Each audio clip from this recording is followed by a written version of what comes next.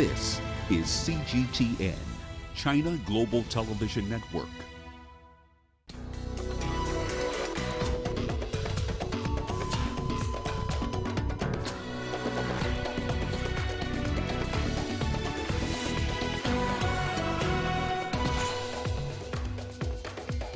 Soldiers killed in an overnight attack in Niger. The UN migration body suspends Ebola screening after 3 aid workers are killed. And Ethiopia plans to create 10 million jobs over the next decade. Hello and a very warm welcome to Africa Live on CGTN. I'm Lindy Mtongana in Nairobi. Also coming up this hour. Social media giant Twitter bans political advertising on its platforms from next month. And in sports, Cheslin Colby, the only change for the Springboks, set to face England in Saturday's final. We start the program in Niger, where 12 soldiers have been killed and 8 others wounded in an overnight attack by unidentified gunmen. The attack took place in the Difa region in the southeastern part of the West African nation. Niger's defense ministry says the gunmen likely belong to Islamist insurgent group Boko Haram. Difa is located on the border with Nigeria and has been frequently attacked by Boko Haram since 2015. In March, a state of emergency was extended for 3 months following a series of attacks by the terrorist group. Well, let's get you more now on this story. We're joined from Lagos by CGTN's Deji Badmus. Deji, what more can you tell us about these 12 soldiers that have been killed allegedly by Boko Haram?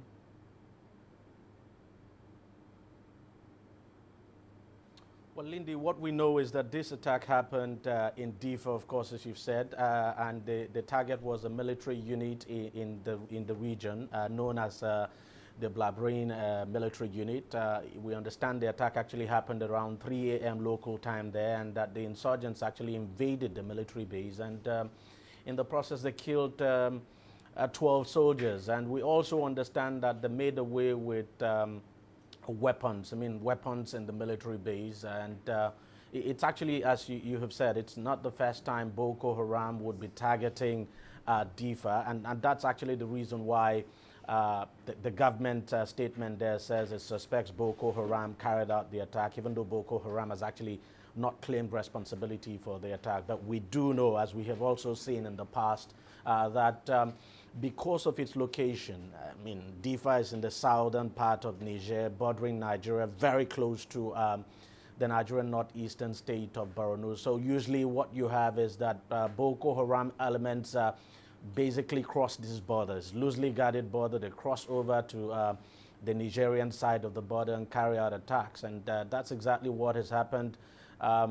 It's because Difa had been constantly attacked in the past. That's the reason why the Nigerian authority actually stationed the military unit there. But unfortunately, this time they were taken by surprise, and of course, 12 soldiers killed, and well, an unspecified amount of weapons now taken away.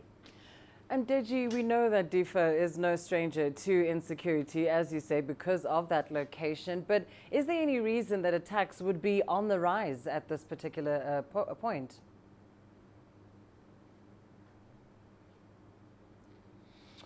Well, it's difficult to tell. Who knows whether this is linked to whether this is linked to al-Baghdadi or what. But one thing we do know is that, especially for Niger, Niger is facing a very tough one, not just around the Difa region now.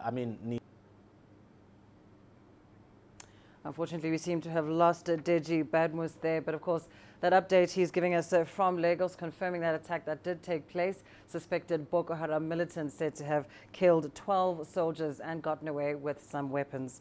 Let's turn to some other news now. South Sudan's President Salva Kiir says the ongoing peace implementation process has so far received encouraging results in the cantonment of the opposition forces.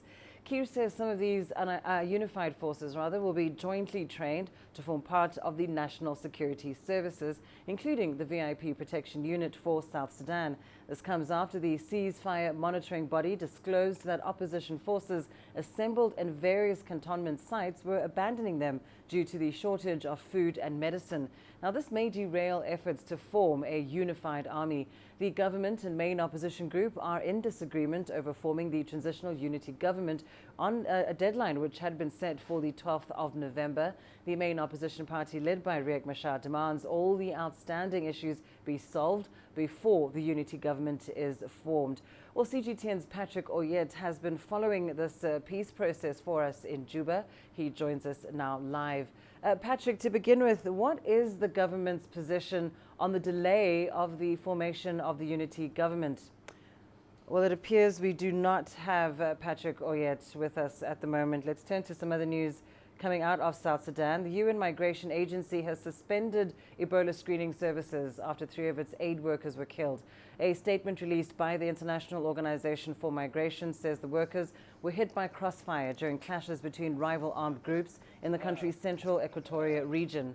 Humanitarian workers are often targeted by rebels operating in South Sudan, which has been in the grip of a war that first broke out in late 2013 between soldiers allied to President Salva Kiir and those of his former deputy Riek Machar.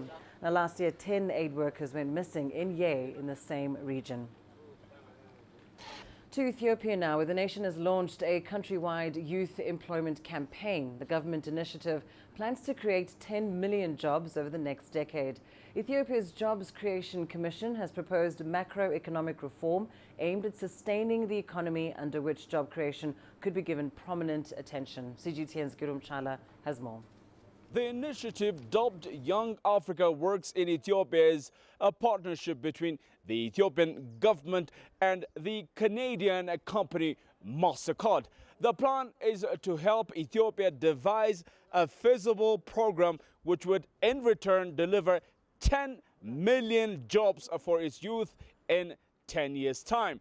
It is the Ethiopian Jobs Creation Commission which is handling this ambitious plan. And according to the agreement with Mastercard, the latter has committed an initial of US $300 million for the success of the initiative.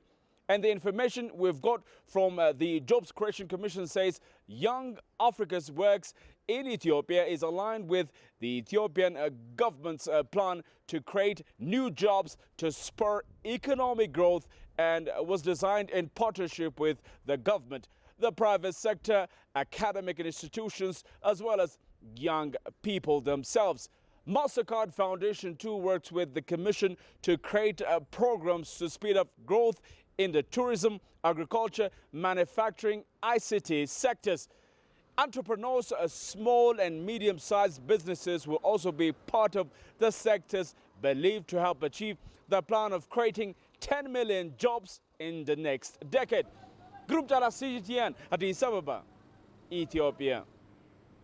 Unemployment remains a major challenge across Africa, despite numerous programs by government and foreign agencies to address the issue.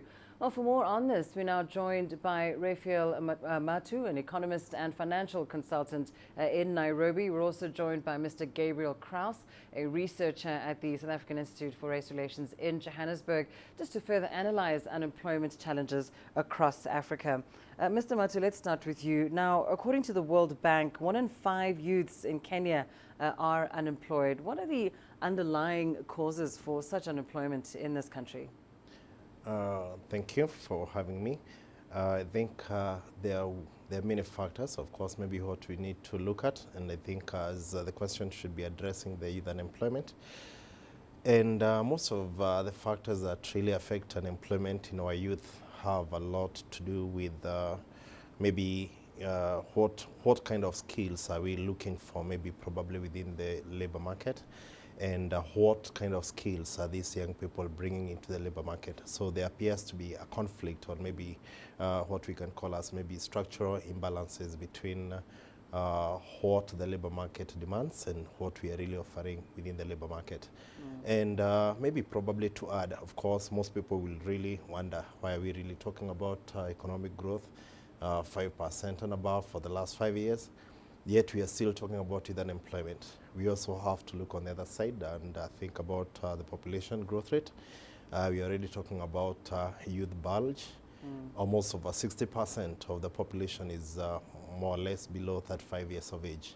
So these people are gradually getting into the labor market. So is the economy really in a position to absorb these people within the labor market? So how then does Kenya plan to tackle this youth unemployment challenge? So of course there are many players, as you started saying, who are really trying to address the issue of the youth. And maybe one of the biggest challenges is maybe lack of proper coordinated approach towards sorting the problem of the youth. Every organization have programs, the government has programs talking about the youth, but how are we really going to coordinate those efforts so that maybe probably they can be able to bear fruits? And in addition to that, then we have to relook on the issue of the skills. And maybe one of the things we have seen is the government really putting a lot of emphasis on technical training and the TVET programs, simply because we have now realized that quite a number of skills, like talk about electricians, talk about plumbing and such kind of skills, are seriously in deficits when you look at the job market.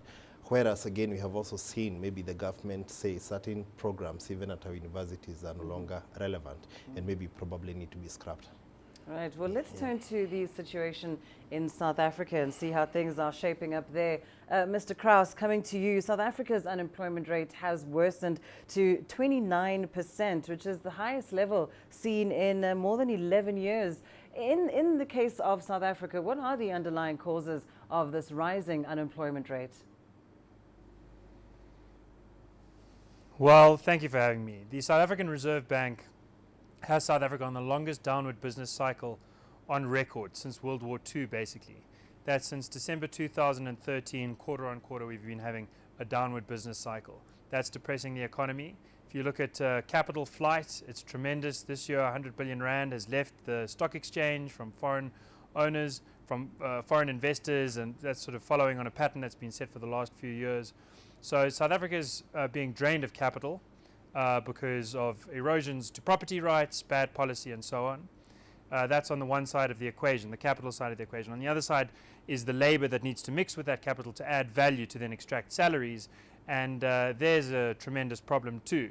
The South African Institute of Race Relations estimates that 1 in every 100 students that enters a South African public school will come out with a matric pass in mathematics, a basic high school pass in mathematics. That's only 1 in 100. The other 99 come out for all working purposes as enumerate. So there's a tremendous skills deficit being created by a poor school system, which is somewhat masked by South Africa's first world concentrated hubs in Johannesburg and Cape Town and so on, where we have top-class universities on the continent that compete internationally, and great banks and law firms and accounting firms and so on, that really drive fabulous innovation, and that should be attractive sort of light posts around which capital and skilled labor can gather. But instead they end up becoming isolated islands, ever more distanced from a collapsing baseline South African economy. Well, Mr. Kraus, you know, Ethiopia is talking about how macroeconomic reform can help create 10 million jobs over the next decade. Do you think similar strategies can be employed in South Africa? Essentially, what more can government do to address these unemployment challenges? Yeah, I think they can. I think Ethiopia's projected sort of 8% growth rate really is an inspiration to South Africa. And it's something that South Africa can do. I think it's worth remembering under Thabo Mbeki, South Africa had a budget surplus. That means we were taking in more taxes than we were spending. That's a tremendous kind of discipline that it requires for government to do that. And that was accompanied by 5% GDP growth year on year for half a decade, which put a real knock in the unemployment numbers at the time. If South Africa returns to that kind of fiscal discipline, and it returns to the kind of pragmatic policy decisions that were driven initially by Nelson Mandela, particularly in his Davos speech to big business back in 1991, then I think we can achieve the kinds of growth rates that we're seeing from our neighbors to the north, Kenya and Ethiopia, and we can make a real dent into our unemployment numbers. And we absolutely have to. It's just not an option to stay on the path that we're on. And I think our finance minister, Tito Mboweni, tried to make that point yesterday in his mini budget speech, which many analysts look very closely at. Well, let's take a look now at the situation in Nigeria. We are joined now by Nelson Ekujumi, a policy analyst in Lagos. Thank you so much for joining the conversation, Mr. Ekujumi. Now, the African Development Bank has described the unemployment situation in Nigeria as frightening and catastrophic if jobs are not created for the country's youth population. In the Nigerian context, what policies is the government putting in place to address this unemployment challenge?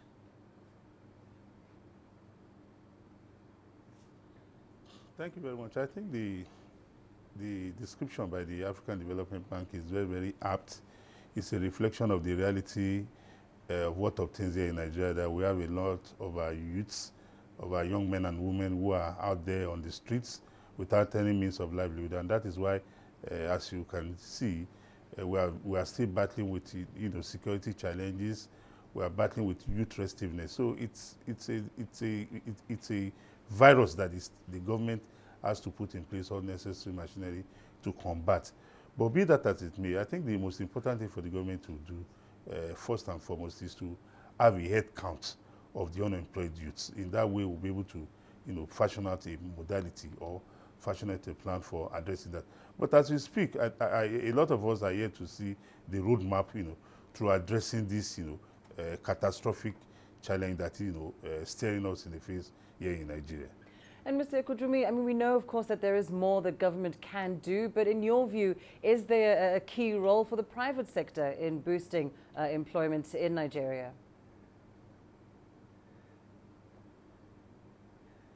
Yes, I think it's a collective responsibility, but most importantly, the government has the biggest play in this issue, because the government is saddled with the responsibility of providing the basic necessities of life.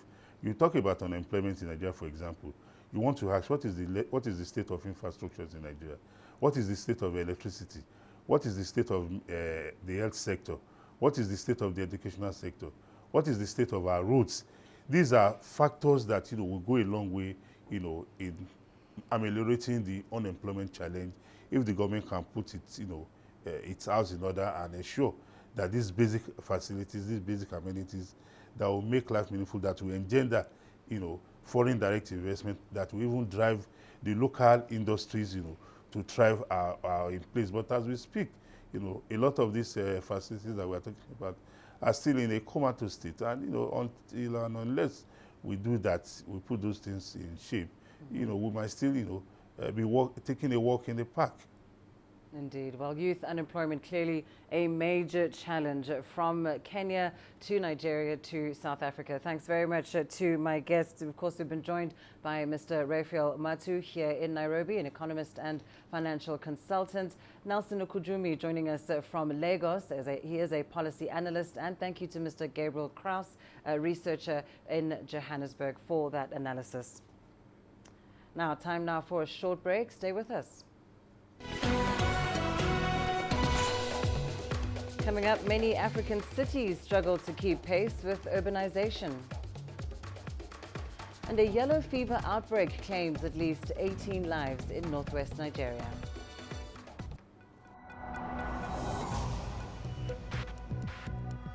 Each day, there are millions of stories. Each one can open new perspectives, new possibilities.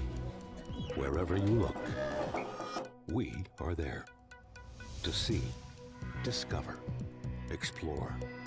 We put the pieces together to find what really matters to you, all around the world, all around the clock. Our reporters are at home across the globe. From our headquarters in Beijing and production centers in Washington, Nairobi, and London, China Global Television Network. Stories from across the globe, reaching people across the globe. CGTN. See the difference.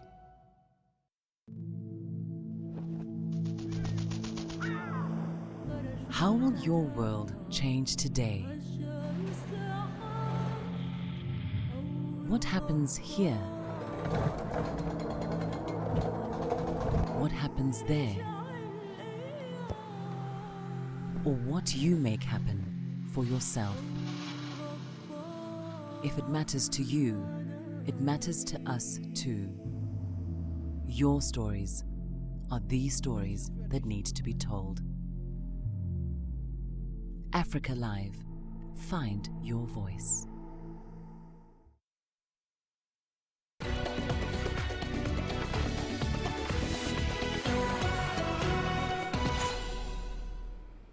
The United Nations General Assembly has designated the 31st of October as World Cities Day. The day is expected to greatly promote the international community's interest in global urbanization, contributing to sustainable urban development around the world. Under the theme, Changing the World, Innovations and Better Lives for Future Generations, the UN aims to promote the international community's interest in implementing the new urban agenda globally. Let's take a look now at what's happening in some of Africa's cities. We start with Yasser Hakim in Egypt.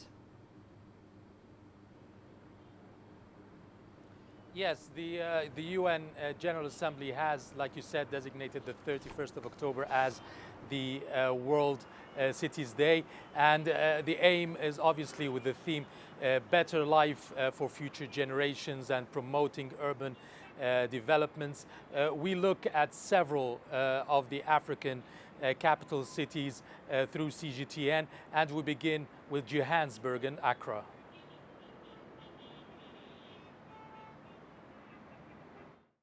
CGTN's Yolisa Jamela takes us through a journey to the city of Johannesburg. Johannesburg is one of the richest cities on the African continent, a metropolis with the highest skyscrapers in this country.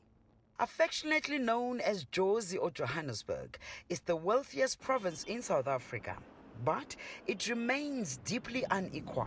It's a city that has suburbs such as Sandton, a vibrant modern neighborhood that contains the richest square mile on the continent. There's also Alexandra, or Alex, a sprawling township that's situated just a few kilometers from Sandton.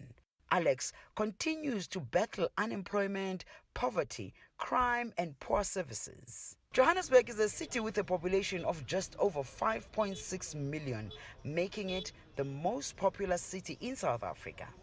Johannesburg is a resilient city and is part of the global resilient cities, or it's part of the 100 resilient cities. When you look on the recent global competitiveness report of the World Economic Forum, you start as well to see that Joburg is one of the cities that puts South Africa in the map with regard to its economy, with regard to its doing business.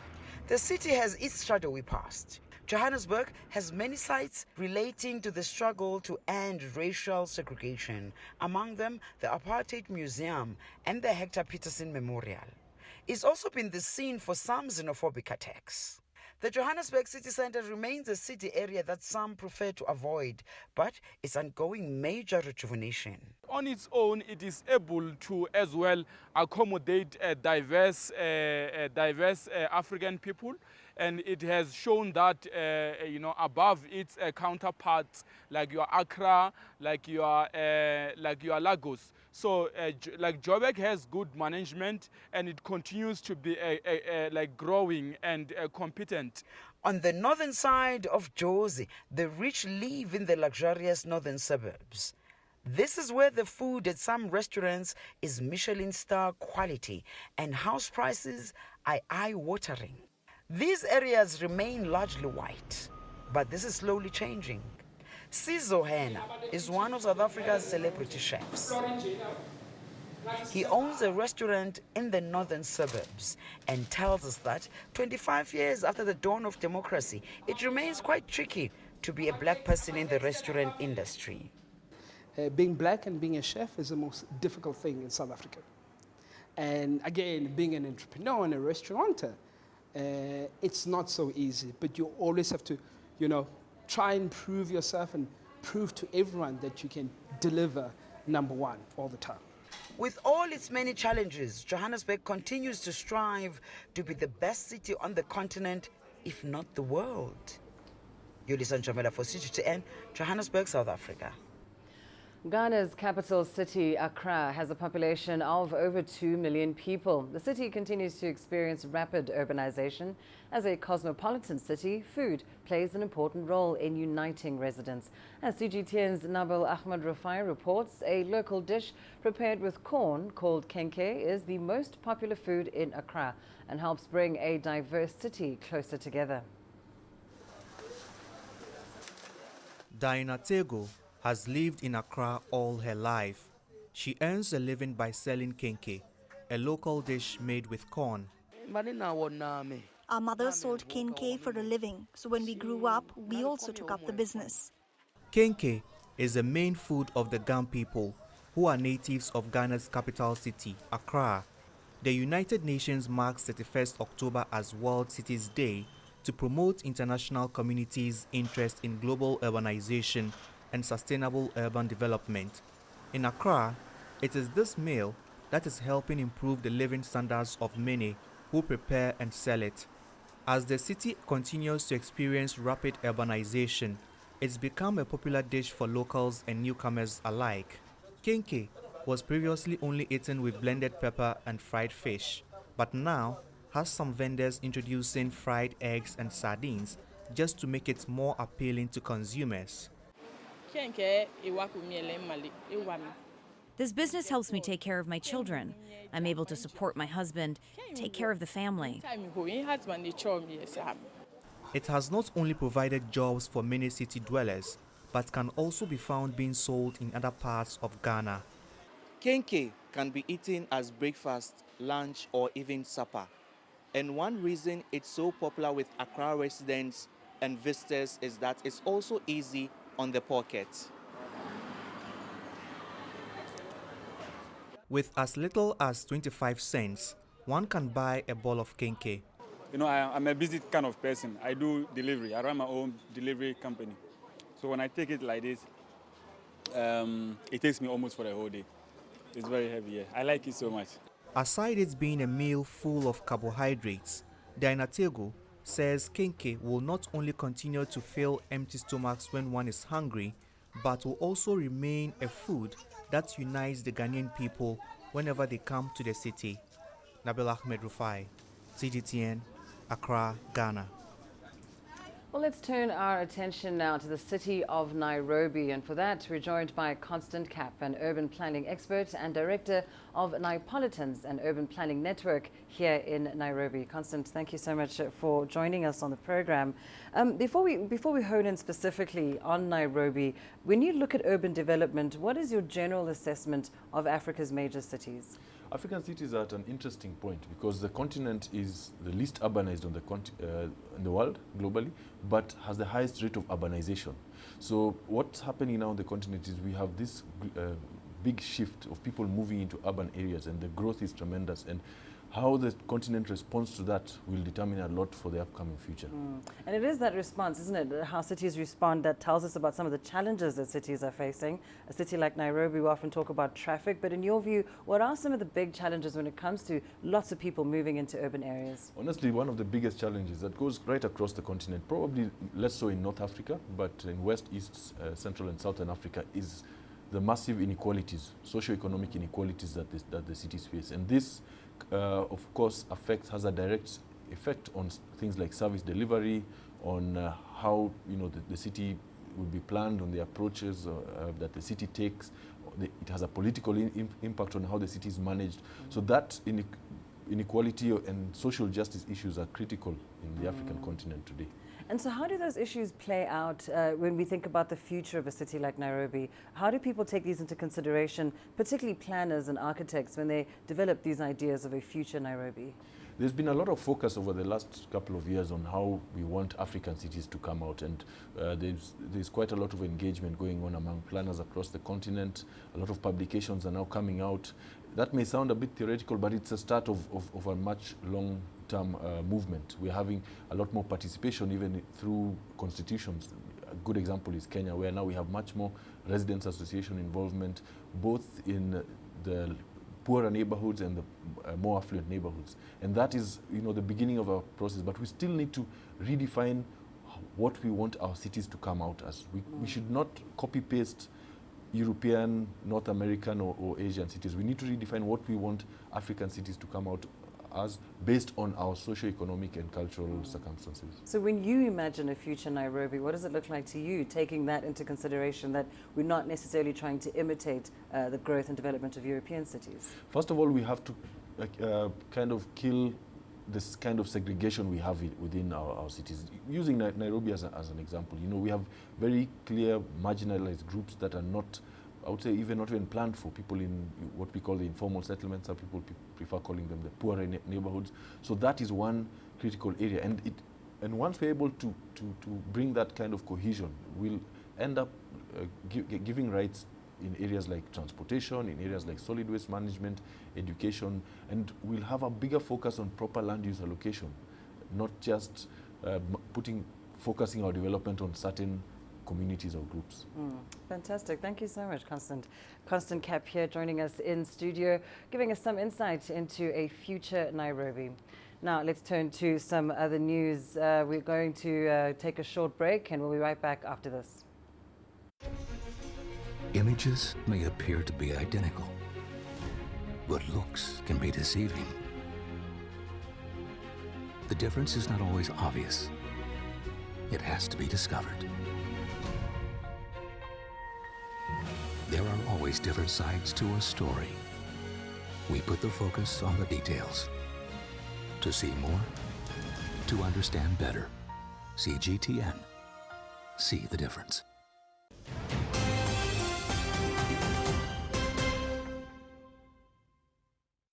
We'll turn to some business now. Twitter has banned political advertising on its platform starting from next month. CEO Jack Dorsey said in a statement that the platform believes that the reach of political messages should be earned, not bought.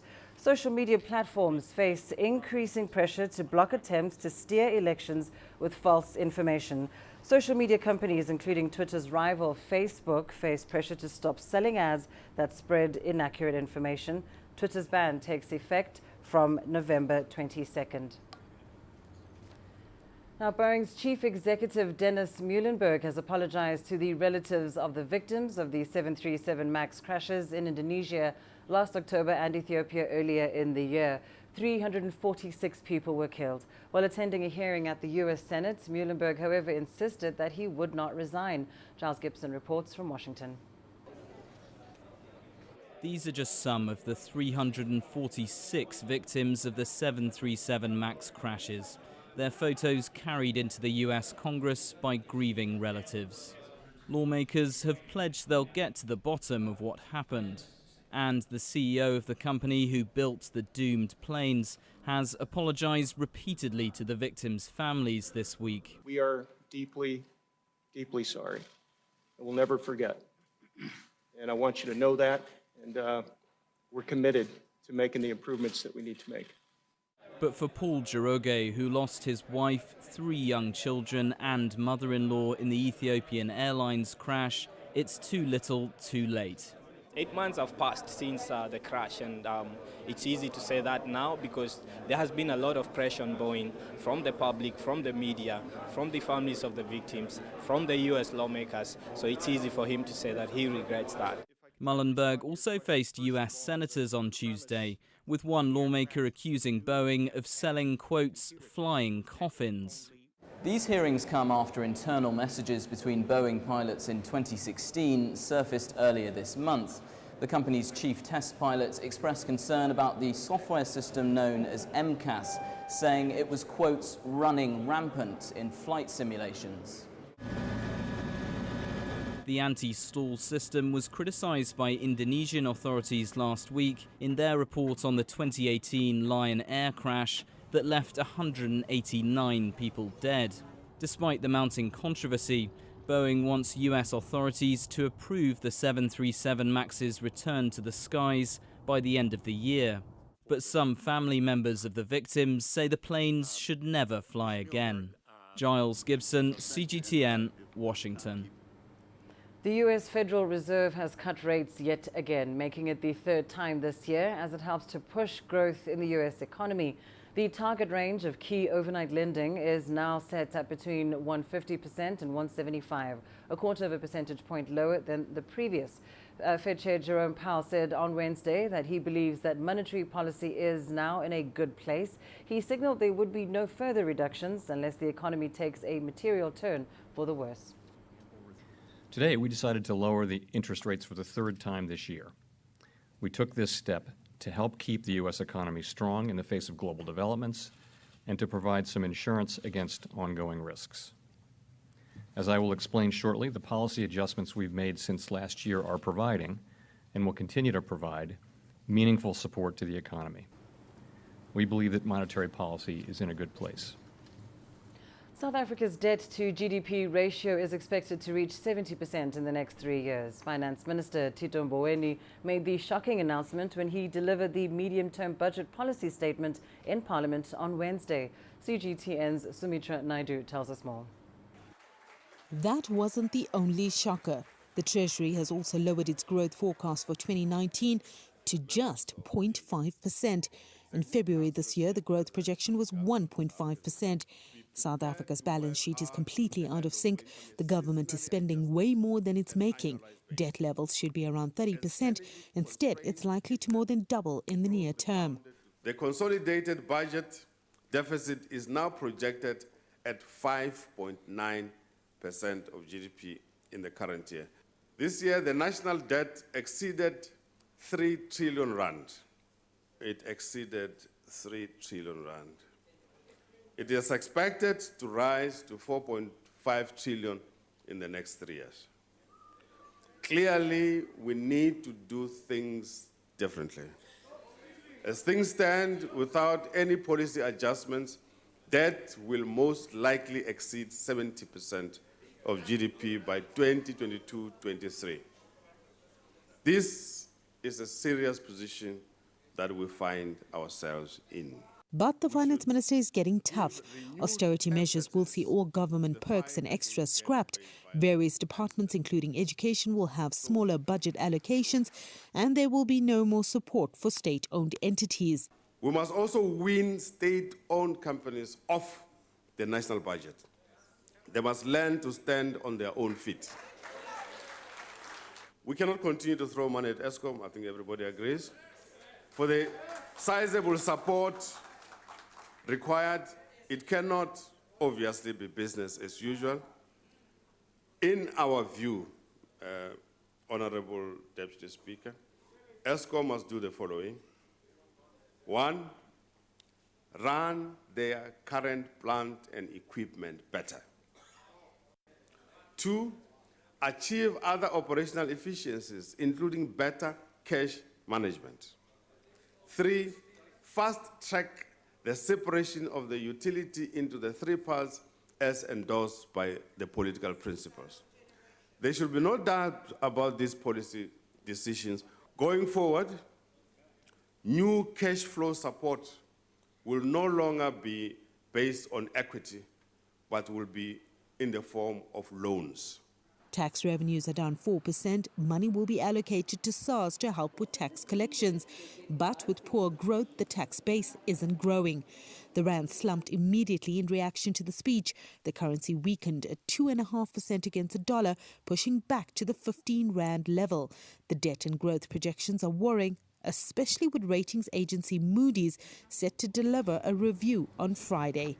Sumitra Naidu, CGTN, Johannesburg, South Africa. Still in South Africa, DRD Gold is recovering from an attack earlier in the week when a gang of 17 armed men invaded its metallurgical plant. They made off with an estimated 17 kilograms of gold. CGTN's Angela Coppola reports. DRD Gold security chief was fatally wounded during the attack at its Ergo plant in Brakpan on the East Rand of Johannesburg. The gang stole an amount of calcine concentrate which contained an estimated 17 kilograms of gold, valued at around $820,000. The gang hijacked a crew bus outside the mine, took 10 hostages and forced their way onto the premises. The head of security realized there were hostages and went to investigate. That he was spotted and he was shot by one of the assailants. They then managed to, after about an hour in the plant, they then managed to, once again, by way of automatic cover fire, they managed their way out of the plant. That incident was particularly shattering given the murder of the head of security of DRD Gold. In general, the Minerals Council has been concerned over the apparent growing incidence of violence and lawlessness in key mining areas. In an intelligence-driven operation, the mine and SAPS made a breakthrough fairly quickly, recovering half the gold in an upmarket house in an affluent area on the east rand of Johannesburg. However, the mastermind wasn't at home. The teams subsequent to the event, the investigative teams and the amount of top brass that's been thrown into this investigation, we thought that was actually quite impressive, and also a way that they followed up on the information. The gold mining industry is under attack on several fronts by criminal elements. The Minister will have to work out the plans. There has been a good discussion with him about them. And we trust appropriate action is going to be taken. It's not just the robberies, they're the zamas, they're also the community unrest, which is almost like communities being used as a tool in a protection racket kind of way, where operations are being disrupted, and unless you pay the right people, you don't get to produce. The days of being a purebred diamond or gold miner are long gone. Now those in charge of those mines now have to look at military-style operations to protect their assets. I'm Angelo Coppola for CGTN in Johannesburg, South Africa. Volkswagen is importing a batch of electric-powered Golf models into Rwanda for a local ride-hailing service. The company then hopes to expand into other African countries. VW already assembles cars in Rwanda. It has a global target of producing 600,000 electric cars a year by 2022. In Kigali, the firm will start small, importing 50 e-Golf models in the first few months. The vehicles will then be integrated into the company's app-driven Move service launched last December. Germany's Siemens will also build 15 charging stations in Kigali. The stations can charge up to 80% of a car's battery within an hour compared to the 11 hours it takes to charge a car at home. The e-Golf's range, fully charged, is up to 230 kilometers. VW's new ID3 models to be launched next year will have a range of 600 kilometers. Probably in the next 5-6 years, where electric car prices will come down dramatically and traditional cars will actually get more expensive, because now you need higher engine cleaning facilities and everything. So when those two curves cut, when electric cars become cheaper and they have the same range like a traditional car, and they can charge them overnight, you don't have to go to the petrol station for it, and they must drive it. Driving is real fun. Huh? So when that happens, there will be a complete switch, I guarantee you. E-mobility presents great opportunity to substitute expensive fuel imports with electricity generated in the country. In 2018, fuel products were the largest single import product category into Rwanda, accounting for 12% of all imported goods. Rwandans are becoming increasingly aware that protecting the environment is a top priority. Time now for a short break. Here's what's still ahead on the program. Uganda's refugee camp trains kids to use art in expressing themselves.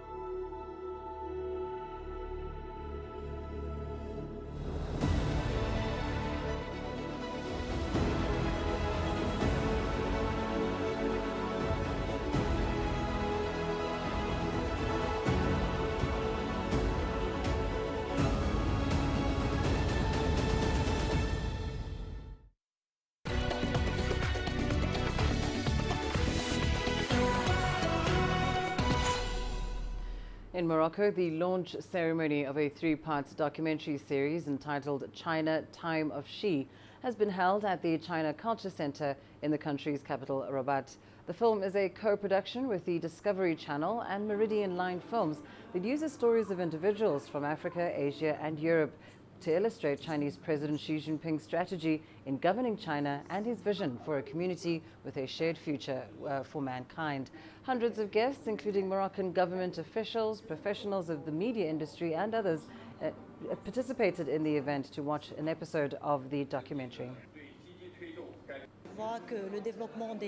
We can see that the development of Chinese and Moroccan relations has grown considerably in recent years. Today, we are interested in promoting these ties as well as the culture, which will allow us to create more proximity between the Moroccan population and the Chinese population. Africa's largest refugee settlement is using art therapy to transform the lives of children. At Bidibidi Refugee Settlement in northern Uganda, children are being trained to express themselves using art in the hope of overcoming their experiences. Over 250,000 refugees, most of them from South Sudan, live at Bidibidi. CGTN's Isabel Nakiria has more. Peter Latier is catching his feelings. 16-year-old Peter and his family fled war in South Sudan and now live at Bidibidi Refugee Settlement in northern Uganda.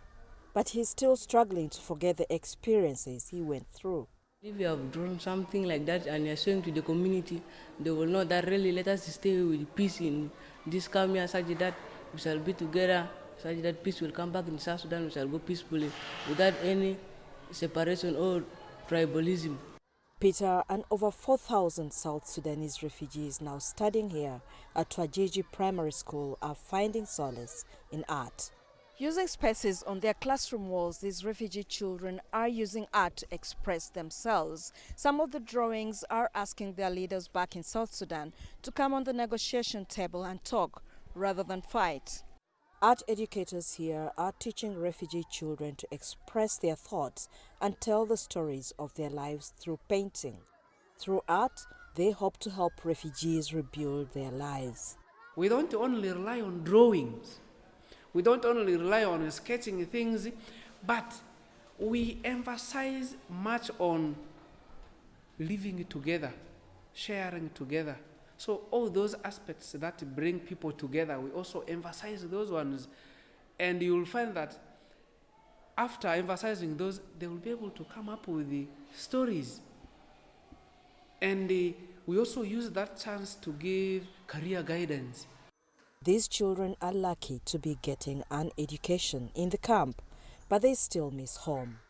I will go, but unless if people are now peacefully, if they are now staying together without no tribalism, I will go back if there's proper peace in South Sudan. Art therapy is now being adopted by other refugee schools around the settlement, but still there is uncertainty on when the conflict in South Sudan will end, as no concrete peace deal has been reached. And so refugees like Peter will stay here longer, drawing the homeland to which they still cannot return. Isabel Nakiria, CGTN, Yumbe, northern Uganda. Coming up in your sports news, up next.